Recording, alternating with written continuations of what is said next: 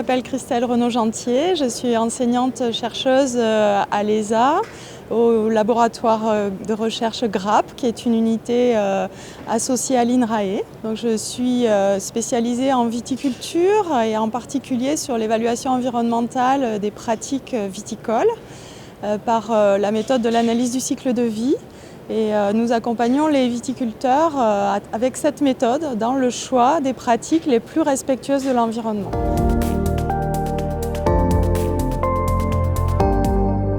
L'École supérieure des agricultures est un établissement d'enseignement supérieur agricole, agroalimentaire et aussi qui forme à l'environnement.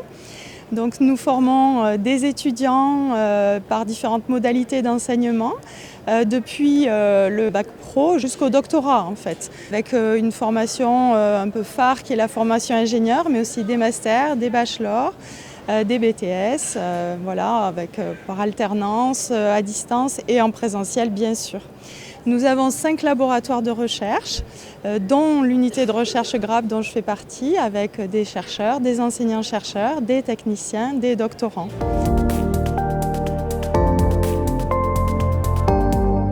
Donc VitiGame, c'est un jeu sérieux d'éco-conception participative.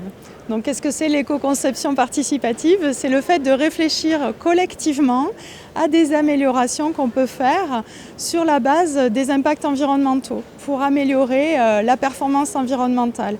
Et là, on va s'intéresser aux itinéraires techniques viticoles. C'est un jeu qui est issu de 12 années de travaux de recherche dans notre unité de recherche et puis aussi d'un lien avec les acteurs de terrain, notamment par exemple avec la Chambre d'agriculture des Pays de Loire, des groupes de viticulteurs, la cave Robert et Marcel, Terra Vitis, voilà.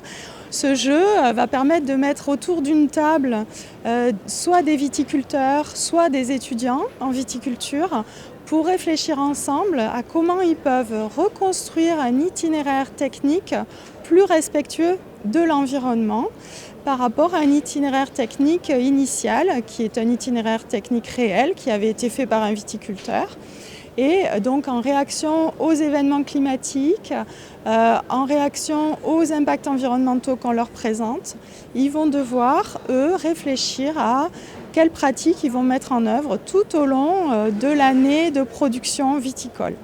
Donc le jeu est composé d'un grand plateau de jeux, de cartes. Chaque carte représente une opération technique ou un produit phytosanitaire qui est appliqué au vignoble. On a aussi des petites cartes météo qui vont donner les précipitations par demi-semaine, la pression maladie, le stade phénologique de la vigne et aussi la prévision météo pour la demi-semaine qui suit. Nous avons des livrets d'appui pour les joueurs, un qui est dédié aux produits phytosanitaires pour pouvoir les comparer par rapport à leurs impacts environnementaux, connaître leurs caractéristiques, la cible, est-ce que c'est des produits de contact, systémiques, etc. Un livret d'appui pour mieux comprendre les impacts environnementaux et avoir des pistes sur des pratiques amélioratrices. Et puis, on va avoir aussi des propositions de stratégies d'éco-conception pour les joueurs. Donc, ils vont choisir une stratégie principale d'amélioration. Et du coup, ils ont des petites pièces de monnaie pour pouvoir éventuellement acheter des leviers complémentaires par rapport à leur stratégie pour pouvoir améliorer leur impact environnemental au cours de leur année de production. Le jeu comprend aussi des fiches qui présentent les cas qui sont aujourd'hui disponibles dans le jeu. Donc on a 8 cas réels qui sont disponibles dans le jeu, des itinéraires techniques du Val-de-Loire qui ont eu lieu réellement. Donc il y en a en raisonné et puis en biologique.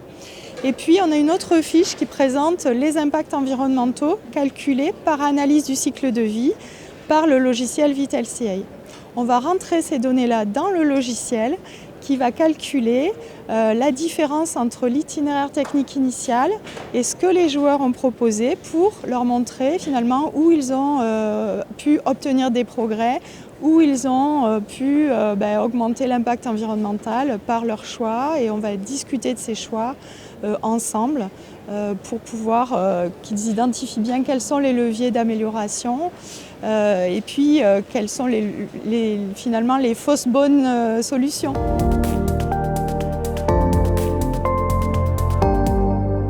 Alors l'intérêt de ce jeu, c'est qu'il va pouvoir permettre dans un groupe de viticulteurs des échanges sur les pratiques qui sont envisageables, les pratiques qu'eux ont déjà mises en place. Donc ça leur permet aussi de prendre conscience d'impacts environnementaux qu'ils n'avaient pas identifiés et de solutions qu'ils n'avaient pas identifiées pour l'amélioration de leurs pratiques. Et puis pour les groupes d'étudiants, de construire un itinéraire technique complet et de mettre en perspective l'ensemble des connaissances qu'ils ont acquises au cours de leur formation. Le jeu peut aussi être très intéressant pour des collectifs d'appellation d'origine, par exemple, sur une réflexion, quelle pourrait être l'évolution des pratiques dans l'appellation, par exemple.